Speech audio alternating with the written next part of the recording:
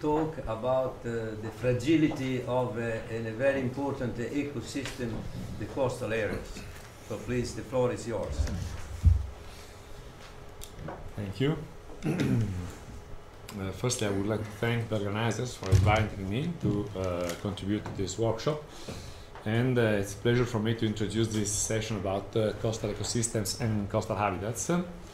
My background is an ecologist. I'm studying coasts from the ecological point of view, and therefore I will focus mainly on the ecological aspects and management related to the ecological issues that are happening in the coastal areas.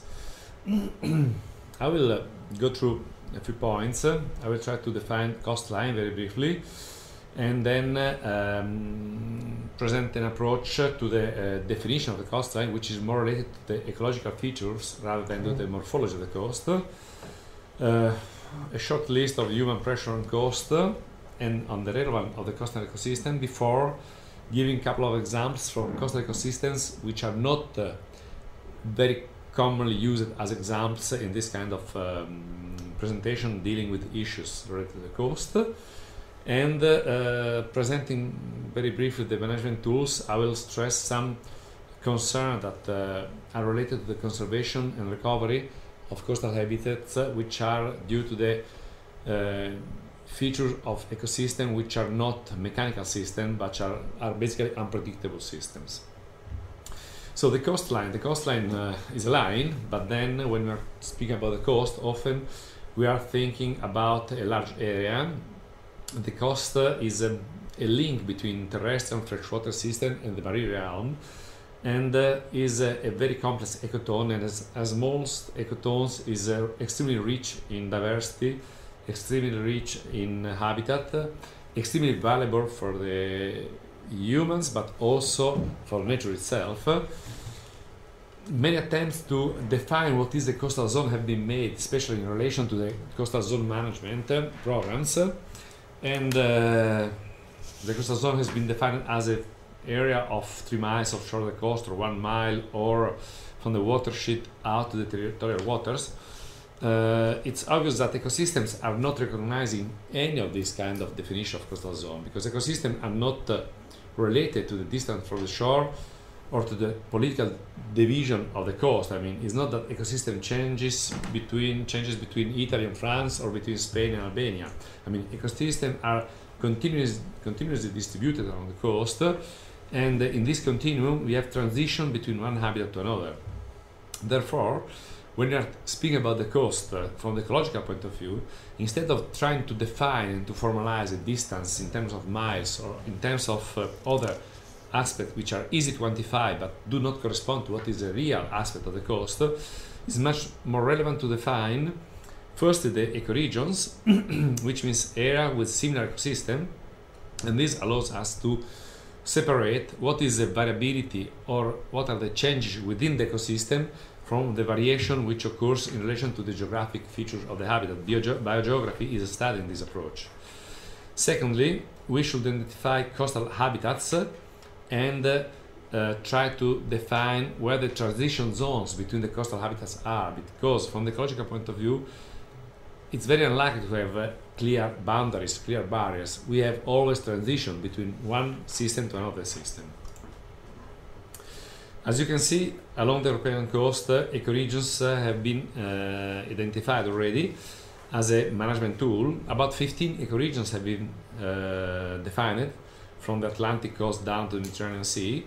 And what I would like to notice is that about half of them are within the Mediterranean Sea, ranging from the Black Sea up to the Alboran Sea, which shows how heterogeneous is this enclosed sea characterized in this habitat. We are now facing the Adriatic ecoregions between the Italian peninsula and the Balkan peninsula, but as you can see, it's a very complex structure even within the Mediterranean Sea, a small embedded sea.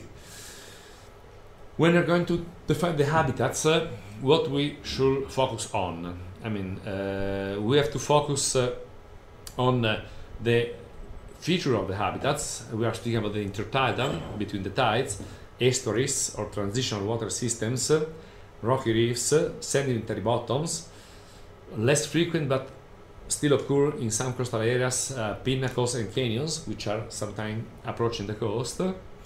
And these are all type of marine habitats which are basically controlled by physical and geological features.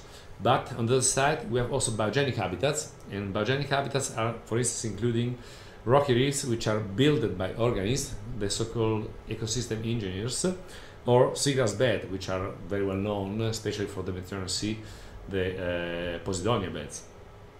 Then, with these two types of habitats, we can define depth zones, focusing on the depth at which we are going to investigate those habitats, which range from the intertidal, and then here we're trying to define some boundaries which are not sharp boundaries, are still transition zones. We have the shallow subtidal, which is down to about 10 meters, where we are mainly photofolic assemblages. Between 10 and 50 meters we have mainly seagrass beds occurring. Below 50 meters, since the light is going to reduce, we have basically animal assemblages which are controlling the system. And then we go to the heterotrophic assemblages down below 200 meters in depth. Also, oceanographic features are very important in defining what are the habitats, and we can define the transitional water system with freshwater plumes, upwelling areas, or retention zones with limited exchange, like enclosed seas. And by combining those four types of features, we can try to classify the habitats that can occur in the coastal zones. But why we are focusing so much on the coastal zones? In the last 15-20 years, the European Union in Europe, but also many other organizations around the world, have been focusing on coastal management. Coast is important for all of us. Basically, most of us is trying to spend at least a couple of weeks on the coast during the summer holidays, enjoying the coast, and we are trying to find as pristine as possible coast to spend our holidays, because we don't like to go in the developed areas to enjoy the free time. But this leads to major, issues related to how we humans use the coast. The population density issue is well known. Human population is growing very fast. It's hard to follow how many billions we are on Earth now, but the population is not evenly distributed on land. We love the coast not only for recreational activities, but also to live and to work. And so if you see this map, which is dated about 10 years old already, show that along this is data from the European Union, and along most of the European coast we have high or very high population density, starting from Italy, going around France and Spain and Portugal and up to the Atlantic coast, and in very few areas we have low population densities. And this density of population involves many consequences. Of course,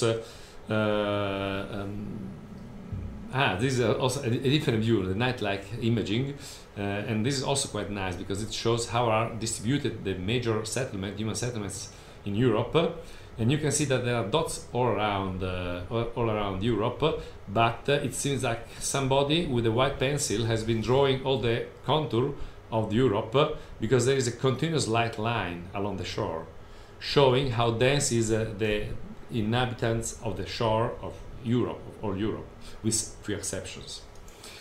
And so this density of populations implies density of economic activities, and most chemical plants, most oil plants, most power plants need water for cooling, and they are located along the shore. As an example of intensity of economic activities, have used the harbor activities, the container traffic in Europe. We have a few spots in northern Europe which are extremely relevant for the container traffic, but a lot of small dots are spread all along the coast of all Europe, both on the Mediterranean side and on the Atlantic side. And this shows how many activities are going on along the shore of Europe these days. Again, distribution of people means urbanization. Urbanization is not only building houses. Urbanization is all what is related to changes in the natural features of the coast.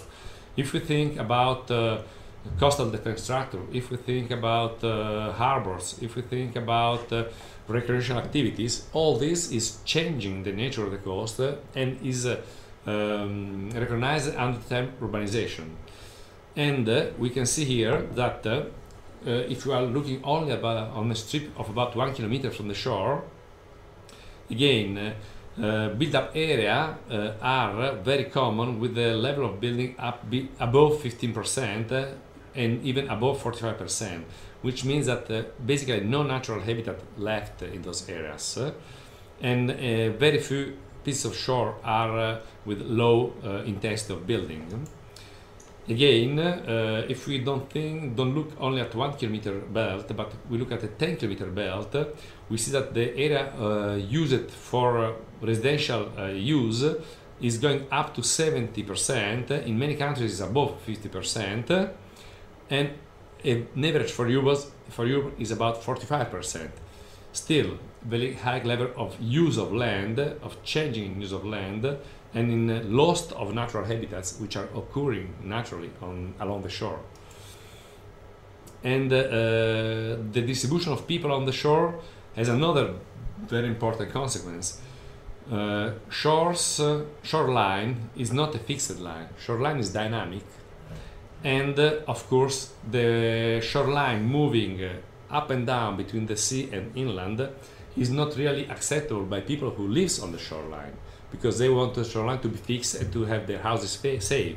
Therefore, in the last 30-40 years, erosion and coastal dynamics became a major issue, and we see that most of the European shoreline, apart from the rocky shores, which are not really very dynamic, is affected by problems of erosion, which are not really natural problems, are problems that have been made by humans, because on one side we have reduced the dynamics along the shore, on the other side we pretend that the shore doesn't move, which is not possible. I mean, we are trying to armoring, to build up breakwaters, to build concrete walls on the shore, but when a storm comes, all the defenses are often removed and the shore is still eroded, because we still are not, hopefully, are not able to control all the natural forces that are affecting our shore and our environment. Summarizing what has been going on in the last 50 years along the shores, we can see data referring to the 60s here in this slide, data referring to the 80s, data referring to the 2000, and prediction to the 2020. And I would like to stress that I mean, it appears yes that we target in the 21st century, and so this prediction was referring to a long-term prediction, but now we are already midway between 2000 and 2020, so we are in the middle of this temporal gap. And what is happening, it has been confirmed by the studies that have been done during this last decade, is that most of the threats to the coast and most of the impacts on the coast have been increasing and will increase in the future.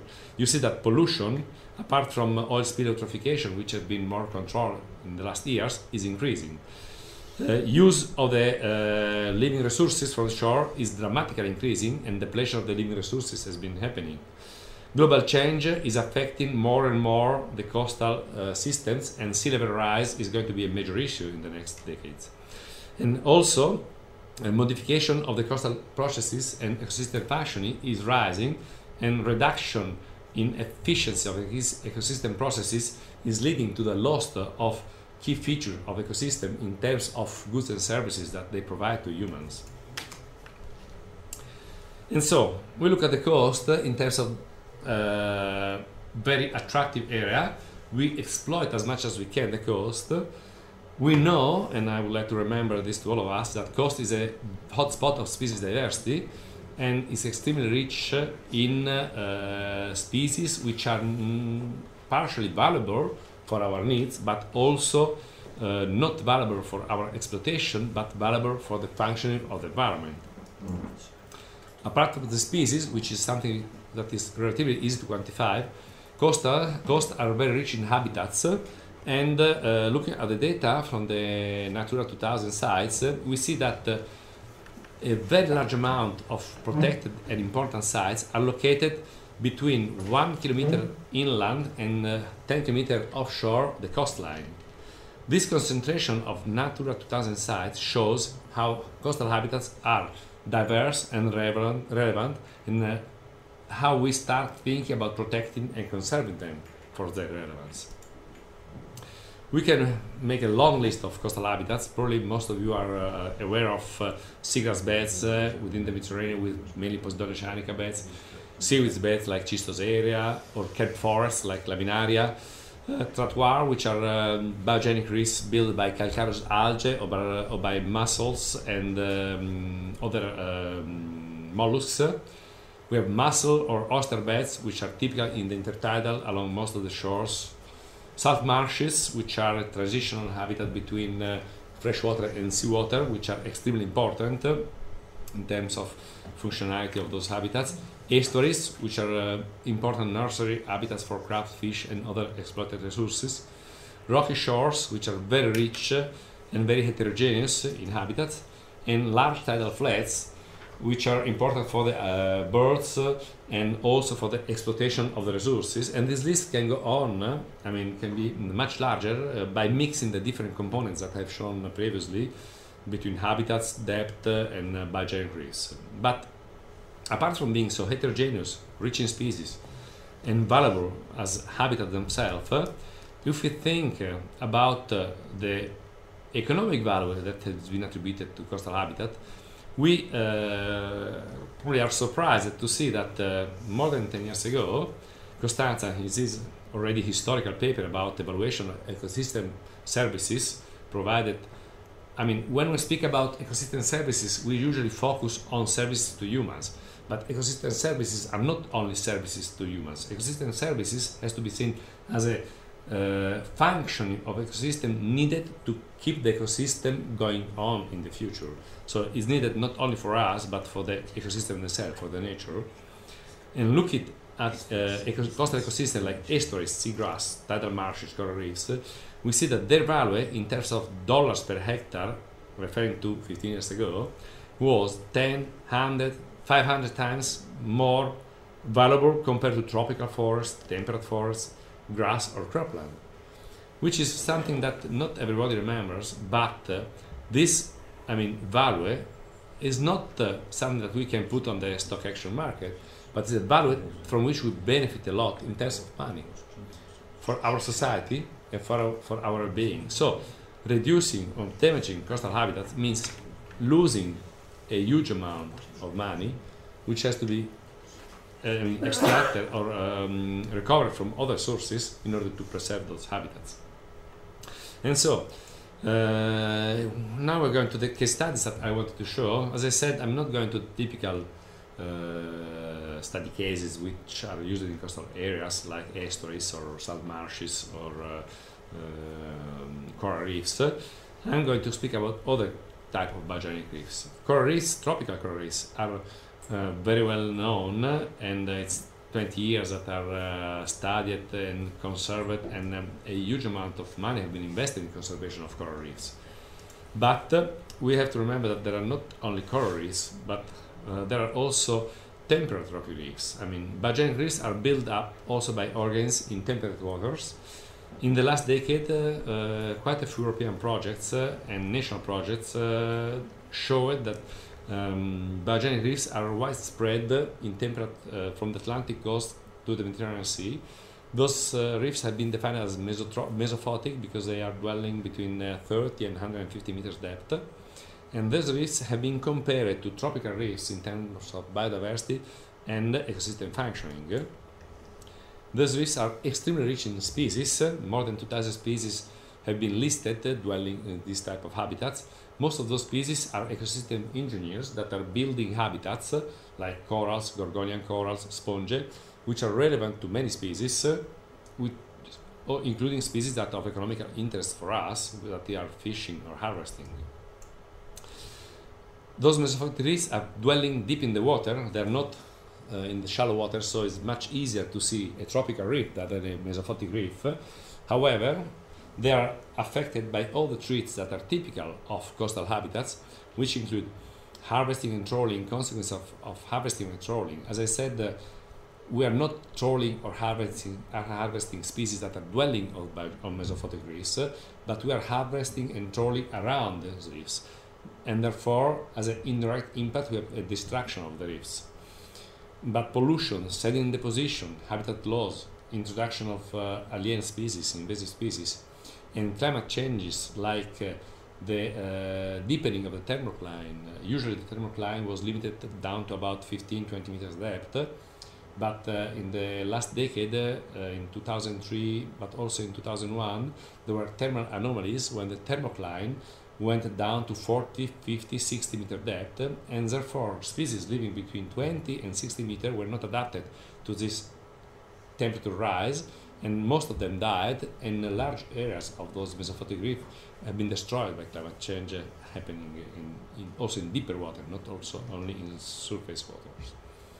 The second case study that I wanted to show is totally different, are oyster reefs.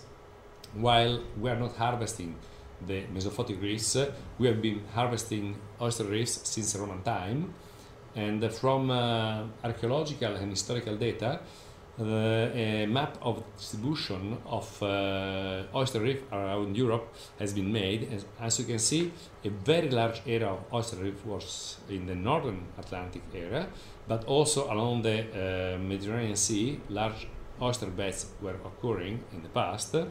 What happened to those beds?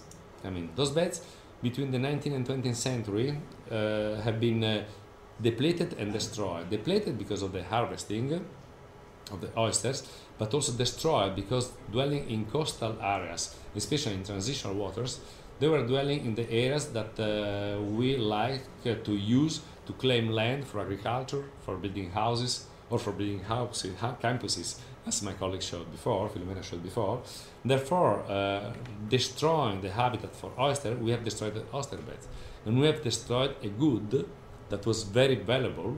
And nowadays, most of the oysters that we can find are farbed oyster, which is fine, but losing the oyster beds, we lost not only the good but also the services, because oyster beds are very important in terms of filtering the water and cleaning the water. They are able to remove phytoplankton, they are able to remove nutrients from the water, and therefore transferring them to the bottom, thus reducing eutrophication and anoxic crisis. They are also able to stabilize the shore, to protect the shore from erosion, to protect the shore from the storms, and having lost the oyster reefs, we have to build up structures which are trying to play the same rule as oyster reef were playing naturally. Again, we lose the service from the ecosystem and we spend money to build the service, not as efficient as a natural service provided by species. Therefore, also, oyster reefs have been basically destroyed and by harvesting, but also by decreasing in water quality. Pollution, eutrophication, and turbidity have been damaging a lot the oyster reef along the coast of Europe. Now there are very few remains of oyster reefs in the Wadden Sea, in the Northern Atlantic Sea, and the Aegean Sea, and nowadays they are protected in order to avoid the reef to become totally destroyed and to be replaced by non-native oyster reef, by Crassostra gigas instead of Oyster edilis. So I try to provide a picture about coastal habitats, the relevance, the interest for us, the threats that are affecting them, and now at the end of my presentation I would like to spend a few words on management of coastal habitats and on the perspective of coastal habitats from the ecological point of view. So, in the last 20 years, a lot of attempts have been made to manage coast. Of course, when management means also conservation, is getting in conflict with development and economy, and it's very hard to obtain, to have success in this conflict, because economy and well-being, and economy is the first element of well-being in a common sense, while the well-being which derives from the ecosystem, services and goods is less evident and is less considered up to date. And so, starting from the pure protection, we moved to different directives like the Water Framework Directive or the Marine Strategy Directive to include not only protection but also management and conservation associated with development of a green economy. It's obvious that in order to protect and to conserve the habitats, management must include reduction and exploitation of biological resources, must reduce dramatically the use of land and coast. I mean, changes in the use of land, in the use of the territory, are not reversible and are the most critical aspect in development of the coast. And also establishing network of marine protected areas or marine reserves is contributing to protection, but it's not that a marine protected area solves the question of the coastal management. I mean, marine protected areas has been shown that must be planned properly, must have a specific goal, and must be integrated in a network of areas, and efficiency of marine protected areas in conserving coastal habitat must be proved by appropriate monitoring of the efficiency of the system. Recently, an innovative approach has been introduced in managing coastal habitat, which is the marine spatial planning.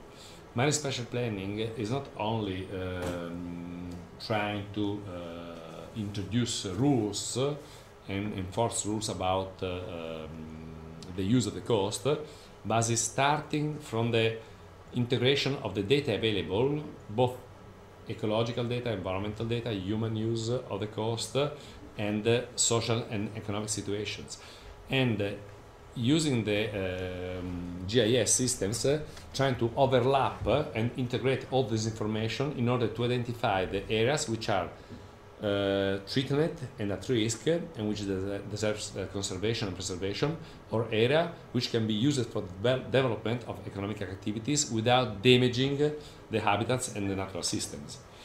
However, all this type of management tools have been only partially successful, and recently Heike Lotz published a very interesting paper to me, which is addressing the question of the potential for recovery and conservation of coastal habitats. So we have been, I mean, it's hard to identify a pristine coastal habitats all around the world. There are for sure some spots, but they are just spots. We cannot say that there are coastlines which are pristine. For sure not in Europe, for sure not in Australia, for sure not in the United States, in Canada, where development have been going on very rapidly. When we are disturbing or changing the characteristics of a natural habitat by using the resources, we alter the state of the habitat, and then depending on the resistance of the habitat to the changes that we are inducing, the habitat can keep his nature, like in the first line of the scheme. So is a very resistant habitat which is not disturbed by the human activities and keeps going in his own functioning, and those habitats are unfortunately very rare. But the most frequent situation is that from the initial state, when we are starting exploiting a habitat or using a habitat, we move it from the original state to a different state. And what's going on after that? If the habitat is very resilient, the habitat can recover to the original situation, and again, this is the case only in very few habitats.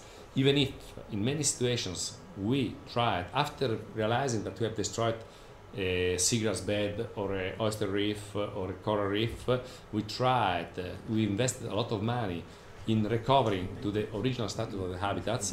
The full recovery to the original condition is very, very rare, because habitats are dynamics in times and in space, and therefore environmental conditions change and the habitat is moving to a different situation. What happened more frequently is that habitat after disturbance, after changing the state, are not going back to the original state, but are moving to a different state, which is, I mean, part of the natural process of changing, because habitat as a coastline are not stable, they are not there forever, they are moving.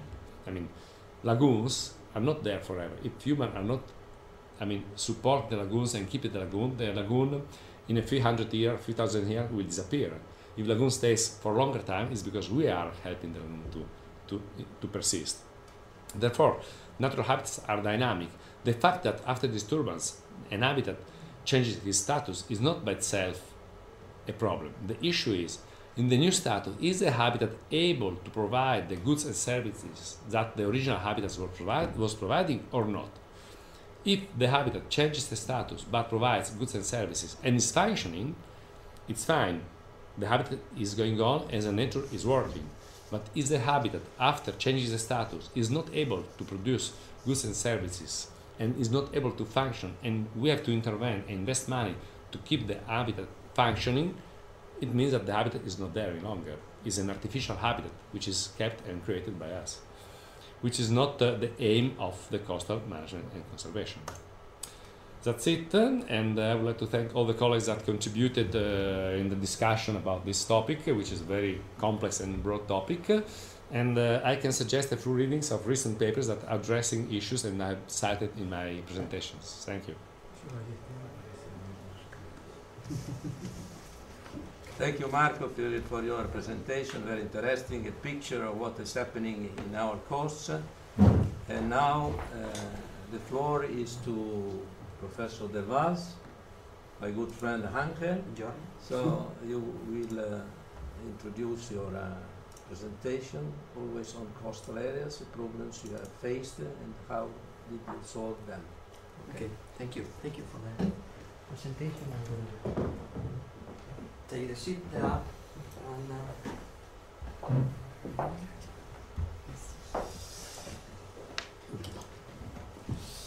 morning. I will try to summarize here some general ideas about environmental risks associated with anthropogenic activities in coastal areas, and I will summarize the method we use, which is a weight of evidence approach, by describing some application of this method in different anthropogenic impacted events, like a mining spill, an oil spill, some approach in Portugal, how we use it for dredged material in different areas in the world, and then nowadays more use it during the carbon capture and storage impact. At the end, as requested by the organizers, I will talk a bit summarizing the role of this kind of approach in Erasmus Mundus master and PhD joint programs. The method just used multiple lines of evidence. The method used these multiple lines of evidence to answer three basic questions. The first one is what contaminants are present, second one, what are the levels of this contaminant, and finally, the most difficult question to address, which is what are the biological effects. If we reply these three questions, we will be able to talk about the ecosystem health, and also we will ask to talk about quantification of pollution and determine quality values. We clearly define two different concepts. One is contamination, which is the increase of substance or energy in the environment associated with the activities by humans, and the second is pollution, which is when this contamination produces biological effects. One of the first approach used with this method was during the mining spill in Spain in 1998, when they broke a mining tailing dam, and it spread out like more than 100 kilometers along a river through the estuary located in the Gulf of Cádiz in the southern west coast of Spain. It spread out more than 7 million cubic meters of acid water and mud, and with plenty of different metal. And the real important thing during the first day was the acidic. The pH of this water and mud was around 2. The method used three multiple lines of evidence, including contamination, measuring the level of metal, the toxicity, and the laboratory and field condition, and then some histopathological biomarkers in the field. The results were compared to a pristine area located in the Bay of Cádiz and an affected area in the ria of Huelva. It's an industrialized area in the Gulf of Cádiz. The method addressed that was a pollution originated by high level of metal associated with the industrialized area in Huelva, not by the mining spill. A second process identified was the biological effect associated with cadmium, which was one of the metals from the spill, and that was addressed like a sequel of the milling spill. And finally, a third factor is not pollution, not contamination, maybe a bit of organic. And the important thing is that the area affected by the spill was located between the pristine area and the high industrialized area, which means that with this method we were capable to address an acute impact associated with this milling spill that was at the beginning a large and important, significant effect, but it recovered in about 3 years, which demonstrated after these 3 years that the ecosystem recovered, and recovered not to the beginning, but to be between a pristine area and a high anthropocized area like Huelva. The method also used an approach which is a more visual approach that represents index of contamination, toxicity and alteration in an isometric system by addressing different triangles, and then you can quantify the pollution by difference the area of the station and the triangle defined by the station against the area defined by the triangle of the reference station. Another case study that we implement and we apply this method was associated with an oil spill. And the oil spill was happened in November 2002. It was in the Galician coast. The milling spill and the oil spill is more society affected. I mean, the society is more affected by the oil spill because they can smell it, they can see it, and it's more affected. Although, in my opinion, the milling spill is more dangerous because the metals, you cannot smell them, you cannot see them, and the effects are more persistent than the oil spill. In this approach, we compare the acute impact in the area of Galicia against a chronic oil spill, albeit a little one, which is more continuous, but the magnitude of the spill is significantly lower than the impact in Galicia, and was located in the Bay of Algeciras, close to the Gibraltar. With another, the third site study was located in the Bay of Cádiz, which is an area with a low industrialized area and then not affected by this kind of contamination. To select the multiple line of evidence selected during this study were to address the levels of PAH originated by the oil spill, the effects on the laboratory condition, the effects of these sediments samples affected by exposing animals under in situ condition, and if they are or not by accumulation and biomagnification. The objective was to determine and compare the sediment quality between two littoral areas affected by this kind of spill against a pristine area not affected by this kind of pollution.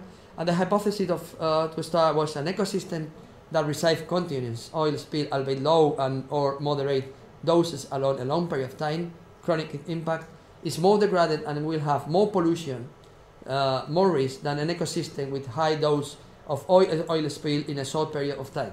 This was our hypothesis, and to cross-check, to check the hypothesis, we used these 4 lines of evidence. I show some picture of how the impact was addressed, and after 5 years of monitoring, the hypothesis was demonstrated, and we detect that the locations in the area of the Bay of Algeciras with low but or moderate oil spills were more degraded, more polluted than those areas affected by an acute oil spill, which a large magnitude, higher amount of oil spill spread out and located in Galician area. And in the pristine area, which is in the right of the slide, was located the Bay of Cádiz.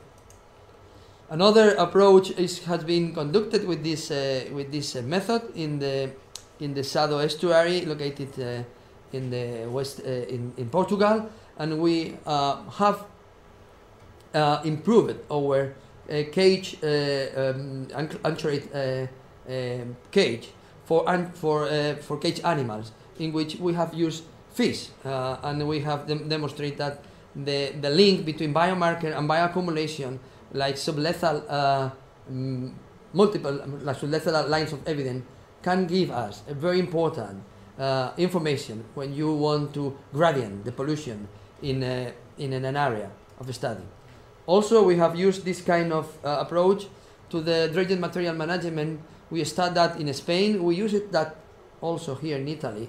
And at the end, we have harmonized these kind of approaches to be used in Brazil. Now we are basically finished our project by harmonizing protocols for the characterization of dredged material in all these areas.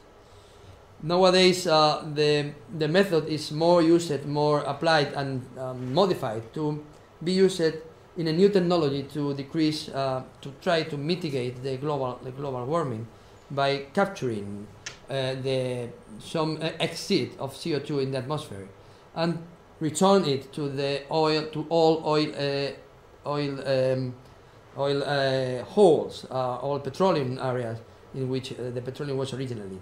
Basically, this technology, which is capture the CO2 from the atmosphere, purify the stream, the contaminated stream from energy or from the coal plant or other kind of plant, by purifying at up to 95% of CO2, and then change the gas to super liquid by capturing it and transporting to the area in which will be injected and estuarated. The method should be changed in this kind of approach by applying this method in the area, in the guidelines for the selection of the site in which you will capture and estuarate CO2. From the problem formulation to the risk management, there is a basic step in which you will need to address the exposure and the effect of this CO2 protocol, and in this area in which we are using the method. And for that we have modifying the method. We still need to reply for the basic question, but we need to adapt the 4 lines or the 4 multiple lines of evidence by distinguish between the effects originated by the contamination itself and the effects that can be originated by the CO2, by the acidification, by the presence of the CO2 in this new environment. Our first approach has produced some results in which we have identified that about half of unit of pH can produce more than 5 times by accumulation of some metal, and with the risk that is associated with this kind of approach, in which you are increasing the potential bioaccumulation and then the potential biomagnification of some metals by some organisms when you acidify this ecosystem by increasing the CO2 that could be associated with leaks in this carbon capture and storage technology. This is a very new technology, so it's a very new approach in which we must make some effort to understand the effect associated with this technology and the potential leaks. In this sense, we have recommended some new studies in which we should be able to address the effect associated with the leaks of CO2 and especially with the acidification produced by these leaks. Sorry. The second part of the talk is devoted to focus on the description of the Master and PhD program funded by the Erasmus Mundus program by the Commission. Erasmus Mundus is a well-known now program. It's a program that tries to increase the presence and the role of the higher education institutions from Europe in the world, and we present this proposal in 2004. We were selected, and now it has been renewed for the 2012 academic course that will be run till 2019. We changed the consortium. We changed the University of Plymouth, that originally was part of our consortium in 2004, to the University of Bologna, that will be the new partner in this new adaptation of the program. We still using the training through research approach, which is an approach that we proposed in 2004 and was designed by UNESCO through our UNESCO unit twin chair, and which have been used in the last decade and with high success. I will present some general description of the program and some general result of the program. This is The program is very innovative, integrate river basin and coastal management. It changed from the 18 previous months to the new one, 24 month program. It will be 1 year touch program with 60 ECTS credits and 1 year research professional project, which will include a thesis. That will be an extra 60 ECTS. At the whole, you will have 220 ECTS of the program. Basically 90% of the module will be in English, although they will have an additional opportunity to learn Italian, which is one of the partners in Bologna, Portuguese, which we have two partners, University of Aveiro and University of Algarve, and then Spanish. Also, we have a partner from Russia, and they will have the opportunity to learn some Russian if they want. They must study at least in 2 different European universities, and it's based in a high mobility between a student and professor and between the universities of the consortium. The program will be hosted by different universities and will be basically coordinated by the University of Cadiz and then hosted at the beginning. The 6 first month will be in Bologna with the core modules that will be conducted here in Bologna. Then we'll go to Cadiz for the 6th month extra modules. They will be not compulsory instead of optional, and they will offer triple of the 30 CTS we must offer during the 6th month, and we will offer 90 CTS during this month that will be optional to be selected by the student. The next year, the 2nd year of the master, the student will select an area either of the consortium, either of the associate consortium, or either of other higher education institutions around the world to conduct the master thesis for 1 year. The master has been supported by different institutions like the European Commission, UNESCO, etc., etc. I have put some of the different 3 big lines of we have in the master, which is one is a river, freshwater management, another is a coastal management, and another is a general environment management. These are the 3 big lines or big guidelines in the master, in which we have list of different core and optional modules. I put some of them here just to show how it looks. Our previous experience have different results. We at the beginning have 10 international studies plus 11 European studies students. We have tried to maintain a parity and evenness in between international studies students and European students. During the next year, we have increased the number of students and to reach about 50 students, like 25 and 25 each other between international and European. And I have put some photographs of different modules which are field-based, laboratory-based, and also conducted in the typical classical lectures in the classroom. We do not have exam in the module. We have more interactivities between the student and teachers, and it's more like delivering talks, delivering scientific and technical reports and things like that. It's not the classical exam. I put some of the most selected modules, like the scientific scuba diving, environmental tools. This is excuse me, an area in the Rio Tinto area in Huelva, which is a high impacted mining area. very interesting for studies for environmental approaches. We basically have received a student from all the countries in the world, and excuse me, mention that we have different international partners in China, Russia, Latin America, North America, and basically along the world. The second program is a joint PhD program. It's more focused on marine and coastal management. We have designed to focus in marine and coastal for this program.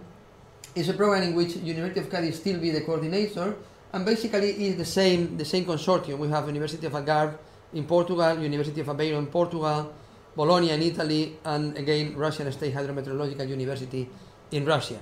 Also we have associated partners all along the world, in North America, China again, Brazil, Russia, etc., etc. These associates are coming not only from the academic institutions but also from international bodies like UNESCO, Environment Canada, etc., etc. Mention that either for this program and for the master, the call will be open this year, 2011, in October. The student selected will have a fellowship of between, for master should be about 1,500 euro, and for PhD will be between 1.5 euro to 2.5 euro, depending on the taxes that they need to pay, because students in the PhD are not anymore considered a student but European doctoral candidates, and they will not be considered as a student instead of a researcher.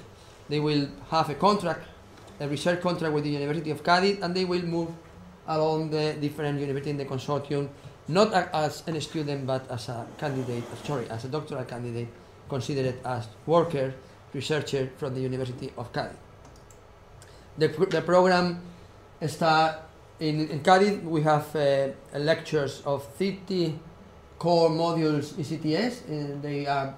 They are intended just to be basic and advanced research skills, like typical design and writing research projects, funded management of the research project, literature review, etc., etc.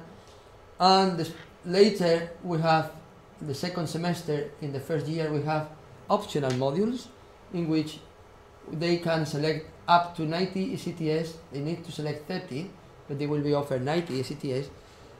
Basically will be scientific and technical modules focused on the potential research line they will select for the PhD thesis that should be defended, should be conducted in the next 2 years. They have 3 years plus 1, 3 years with the salary plus 1 without salary to defend the thesis, and this year we are starting with the first score of the selected student. Basically, it works like this one. They will be the first academic year in the University of Cádiz. They will start the second year with the research period. They will be should be if they want 3 to 6 months in Russia, and then they should select the next 6 months either in Bologna, Algarve, Aveiro, or they can stay at Cádiz if they want. And the third research period they should select between Bologna, Algarve, Aveiro, and Cádiz. This is not exactly 12 months because the last month should be in Cádiz, because they must defend the thesis under the Spanish rules, and the thesis will be defended in Spain during the last month of the fellowship. That's all. Thank you, and you have my contact for any question. Thank you very much.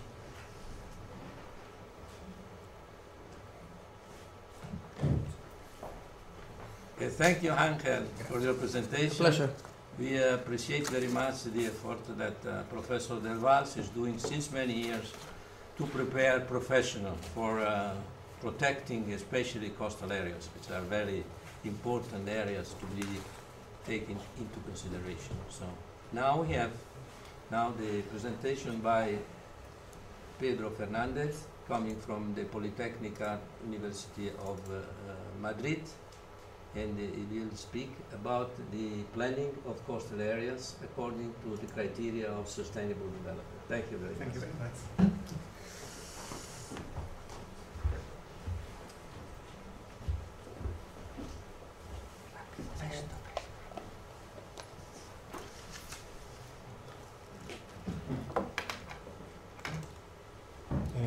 Buongiorno a tutti. Scusi, io non parlo italiano. Good morning to everybody. It's a pleasure to be here in Ravenna. I will talk about planning criteria for coastal area, but I would like to do this task working into two different areas. First area is in El Salvador, Central America, The second area is in Valparaiso, Chile. The area is this task of planning criteria, or the concept that I want to present here, will follow the three beaches in El Salvador. One is El Tamarindo, that I call this word El Tamarindo, or the Lost Talent beach, El Salvador, compared with another beaches in El Salvador coast, and then move to with the idea that when we are thinking in planning, moving from a place that we can call on development through another place that we can tell development. Instead the usual way that is going to development to undevelopment. Of course, we will have to talk much what is the meaning of development and undevelopment, but this will be another conference.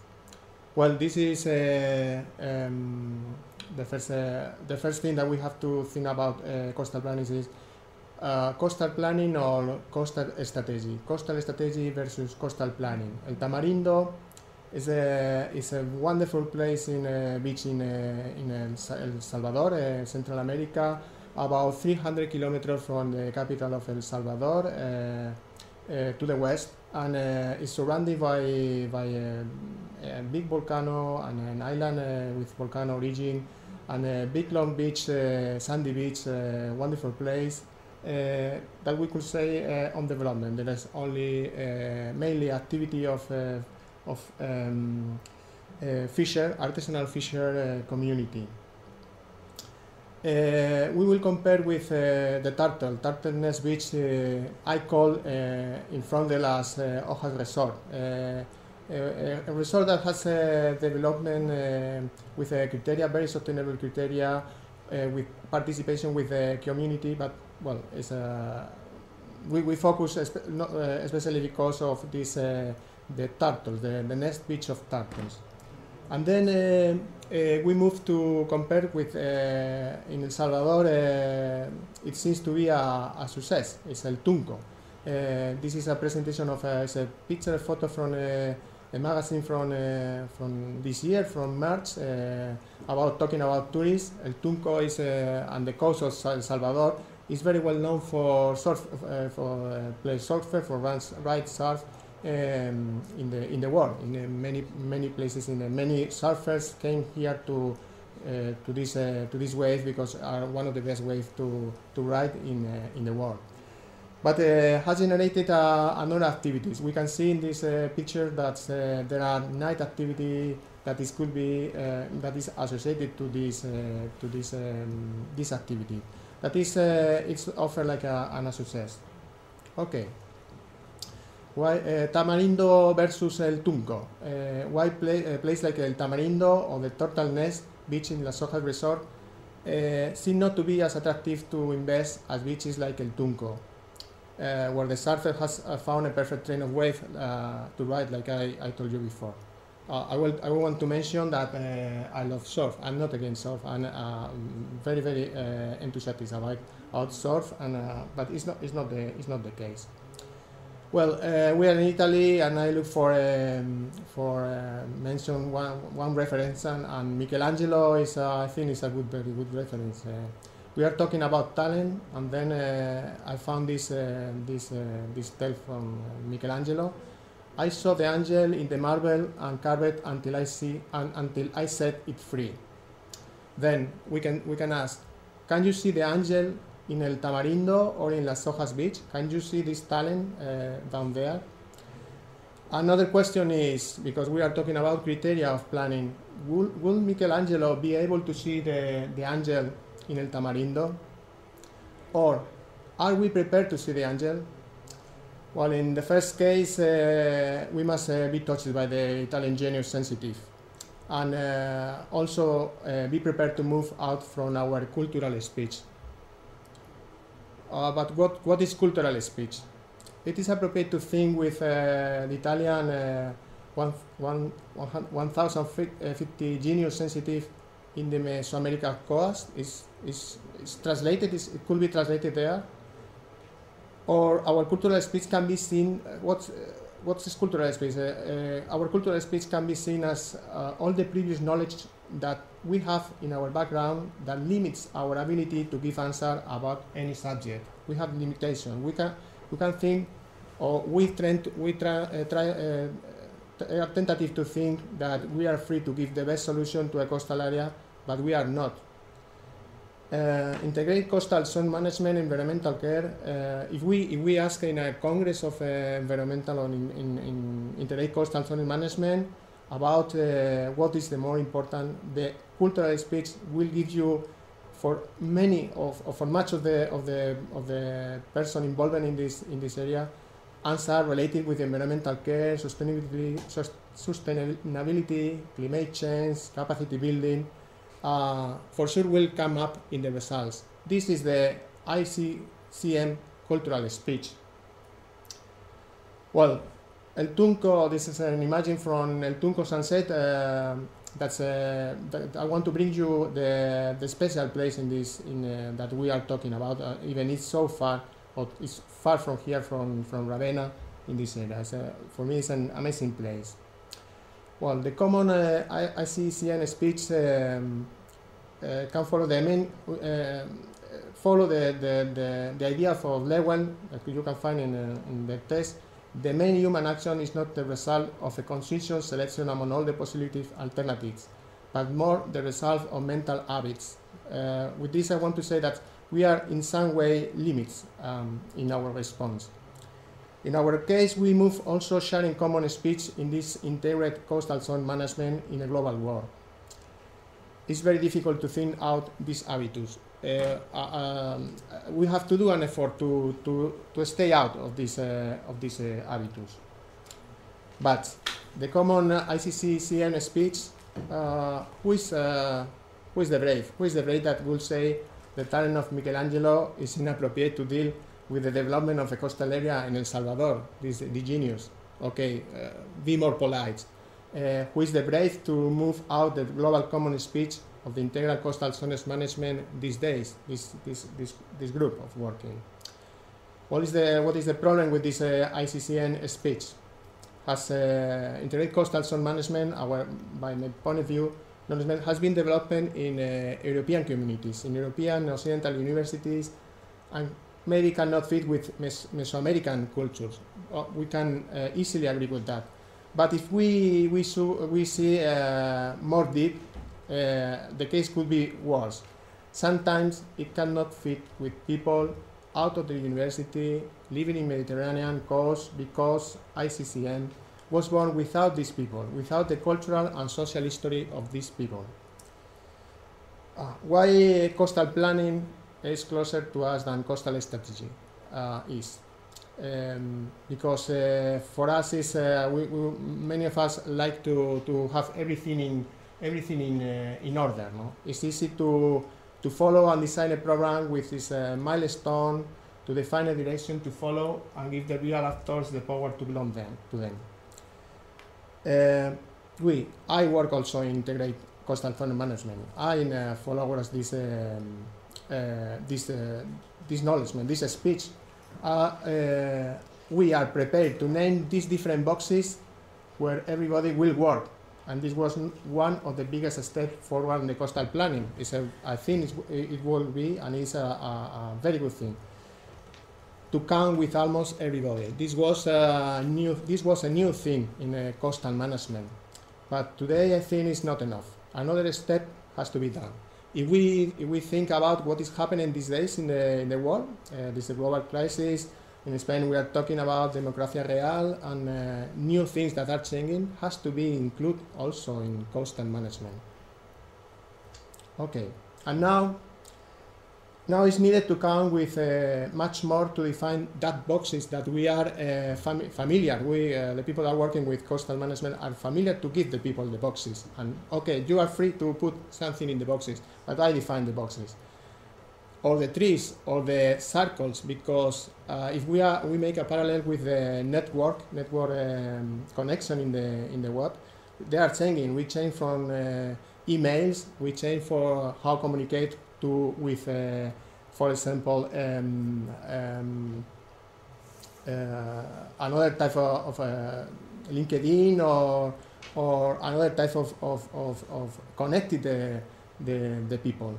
Then the connection of the people is not linear. Start to be trees, now start to be circles like Google circles or new concepts. Why?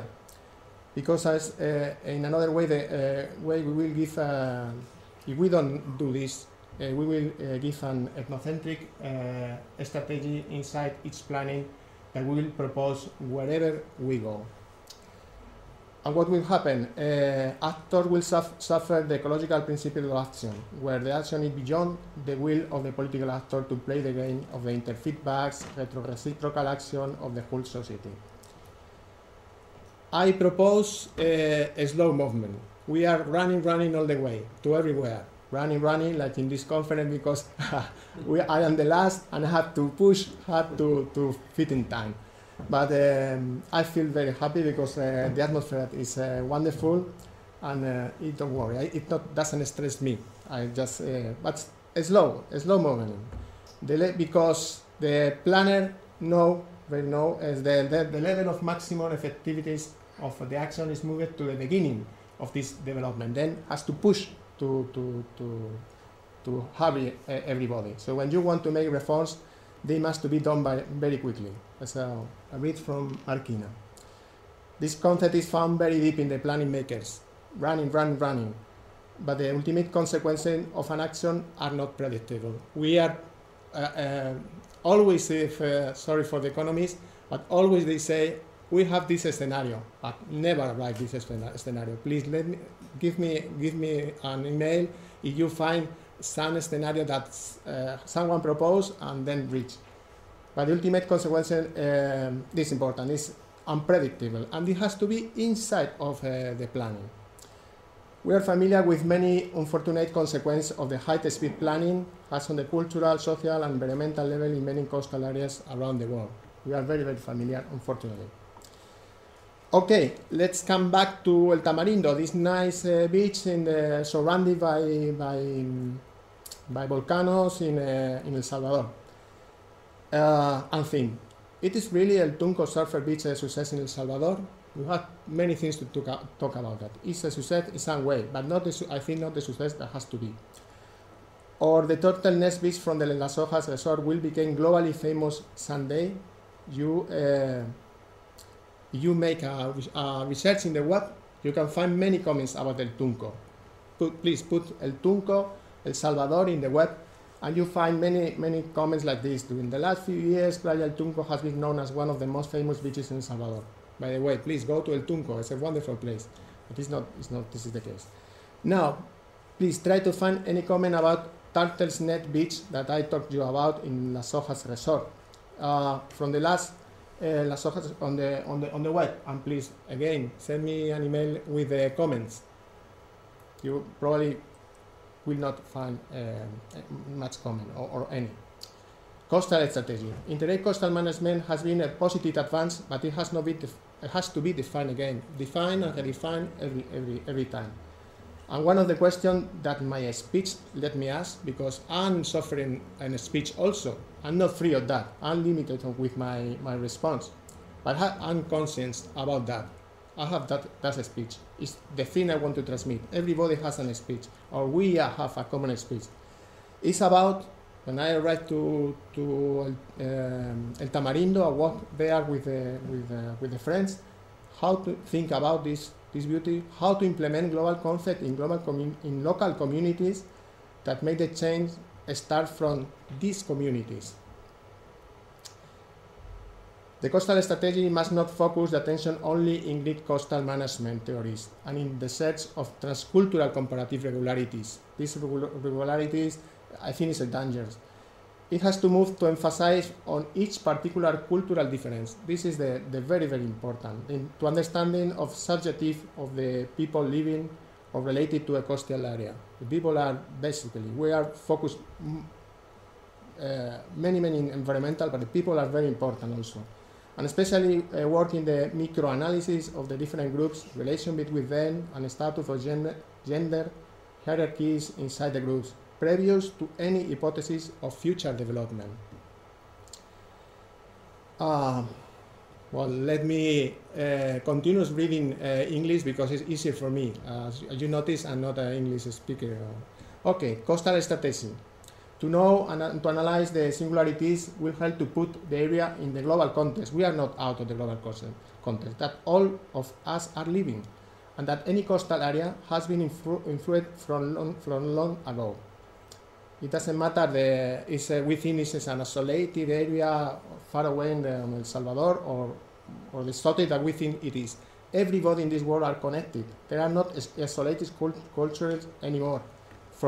Not from now, from 400 or more years ago. At the same time, selected a strategy that let the coastal planning support a local identity in a globalization process. When you came to Ravenna, it's wonderful to feel that is something special and something different that I have in my country. Clearly, we must be conscious that the identity of a coastal area is always in constant movement and evaluation and permanent dealing with the environmental, economical, social and political restrictions and opportunities at each moment. Well, we arrive to the consequence. Our strategy, coastal action, must start with a reflexive acknowledgement and understanding about our habits or cultural background. We have to look first to us. Be aware of academic restriction. I'm in academic, I'm in a university, but be aware of academic. Inside the philosophy of integral coastal zone management, the methodology has to be systematic and especially autocritical to search under surface, to dig in the marble. The coexistence of different levels of development has to be studied. Not everybody are on the same steps. At least count with the following levels and agents: the planners, of course, the people objective, national government and local administration. And the unpredictable result of any action has to be included in the strategy. For sure, something not predictable will happen. I think this is the only scenario that for sure will happen. Process reorientation of the strategy at long term, but with clearly action in the short term, going back to slow down your life. This is only a very beginning research and think when I walk on El Salvador and when I walk always when I walk in a beach area or in a littoral area. Okay, move to our development planning work, and in this case we are moving to Chile. Chile is a wonderful country, wonderful people, and for me it's always a pleasure to be there. But this is Valparaíso, and Valparaíso is a wonderful city in front of the Pacific. And what happened with ideas from outside, I think, because this is only a photo from taking to arrive to the harbor is at the end of the day. But what happened is Valparaíso is no more connected with the sea, a place that had to be connected with the sea. They are trying now invest a lot with a plan Rumbo to recover the city, but they have not taken account one of the big things. Please connect again Valparaíso with the sea. Okay. This is a cycle people cycling in they are working, of course. This is a metro area, but again, it's new design. They a little bit follow the metro in Madrid or in Europe, I think, but they made parallel to the road that we saw. Then another restriction between the city and the sea, but they are environmental green. They put a path for the bicycle, but you have to pass with your bicycle to arrive to this place. What we are doing, and please, this is a place we are now developing a study with Valparaíso University in Chile about caletas. Caletas is a small town, small fisher, artisanal fisher places along the coast of Chile. And we think that is a cultural heritage that has to be preserved. Well, in this case, there are also a caleta, big caleta in Valparaíso. they try to combine the activity of these fishermen and to recover part of the view of the city and make this place to see the city. But there was no connection with fishermen. Then now the fishermen don't let anyone to go up this place for different reasons. Talk before with the people before do anything. We have this in Viña del Mar. This is a spectacular dune, fossil dune. That's okay. Make for me think about. We are talking about coastal management, and we found this. It's good for some things, but I think no one has here any words about coastal planning. What are we doing in so many congresses if we don't reach to avoid this? Of course, Chile has many opportunities. It's a wonderful places. This is Horno Pirén, Chile. That's in the south, 10 region, in the south, volcanoes, and well, a wonderful place for many things, for many opportunities, for dig in the marble, dig and dig because it's marble. Okay, I want to acknowledgement to Tamarindo team. This is a group of students with the University of Don Bosco that helped me to understand another speech, the Mesoamerican speech. It's a group of wave energy class on March of this year, and a wonderful group that told me many things about the place. I want to acknowledge also Chilean students. I'm very proud of Chilean students. They are giving us many creative response and against many things. I will send you many luck from here to Chilean students. Of course, be local. I am talking about go slowly and be local to movement. Okay, I found a place. Well, the place found me. It's a place in Salerno. It's a chilometro zero. The filosofia, I will try to read in Italian. Scusi. Per chilometro zero si intende la ricerca e il consumo di alimenti il cui luogo di produzione e lavorazione sia il più vicino possibile al luogo di consumo finale. Here I discovered the buffalo, famous buffalo. It's a local ideas, but start to think. It's a wonderful restaurant in Salerno. If you have the opportunity, go there and not only enjoy the food, enjoy the idea. Of course, I'm also very happy with connect with everybody in the world, but be local also. This is a good opportunity. Thank you for Kilometro Zero to teach me this. Go inside this web. Of course, acknowledgement Ravenna team. Luigi Bruzzi, thank you, grazie mille. Giovanni Montresori, and a special backstage group in this. Thank you to Anna, thank you to Pina, thank you to Paola. They are people that we don't see in this conference, but they are supporting in a very special way. Thank you for your comment these days and for to share Ravenna with me.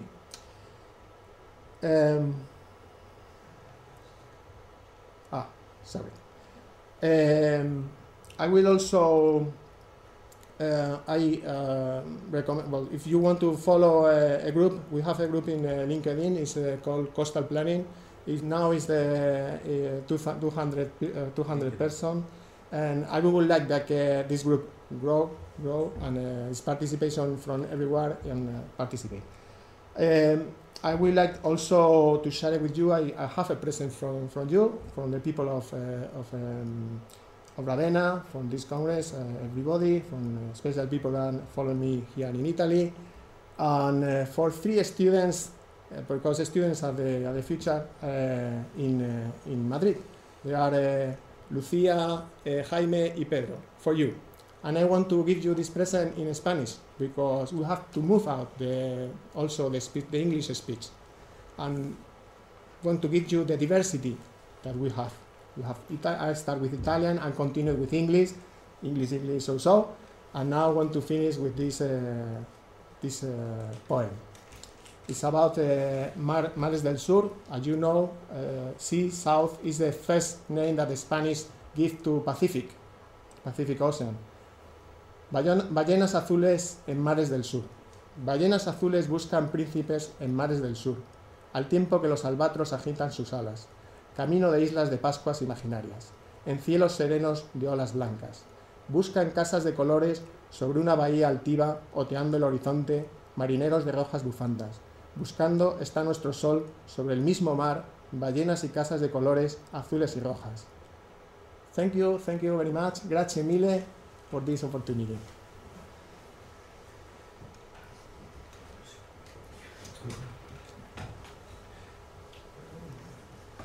Devo intanto rispondere a Pedro in italiano, perché ho capito che l'italiano gli piace molto. Lo ringrazio tanto per la sua presenza, lo ringrazio per la relazione molto interessante che ha fatto. Ci ha fatto venire voglia un pochino di visitare questi posti molto belli del Cile, del Salvador, San Salvador, quindi prima o poi faremo un convegno nella Latino America. Grazie. Grazie.